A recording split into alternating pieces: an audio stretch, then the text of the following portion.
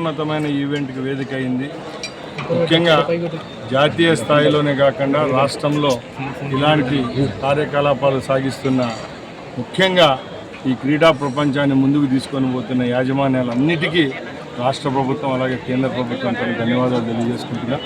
ముఖ్యంగా ఈరోజు నంద్యాల పట్టణంలో 26 రాష్ట్రాలకు సంబంధించిన కిక్ వాలీబాల్ టోర్నమెంట్ ఏదైతే జరుగుతూ ఉందో దానికి వేదికగా ఇక్కడ ఈ కార్యక్రమానికి ప్రోత్సహిస్తున్న ఇక్కడ ఎవరైతే పెద్ద మనుషులు ఉన్నారో వాళ్ళందరికీ మా తరపున మరొకసారి ధన్యవాదాలు తెలియజేసుకుంటున్నా. ఎందుకంటే క్రీడాలోకాన్ని ప్రోత్సహించేది కేవలం ప్రభుత్వాలే కాదు, మేము సైతం అంటూ ఏవైతే అకాడమీస్ ఉన్నాయో డబ్బు కూడా వాళ్ళు ఓర్చుకొని ప్రభుత్వం తరపున ₹1 కూడా ఆశించకుండా క్రీడాలోకాన్ని ప్రోత్సహించే విధంగా ఇలాంటి కార్యక్రమాలు చేపడుతున్నారు. చాలా సంతోషంగా ఉంది. ఈరోజు ఈ సాయంత్రం నేషనల్ లెవెల్లో ఏ విధంగా జరుగుతుందో అదేవిధంగా ఇక్కడ ఆర్గనైజర్స్ ఎవరైతే ఉన్నారో వాళ్ళు ఈ కార్యక్రమాన్ని ఇక్కడ ఏర్పాటు చేశారు.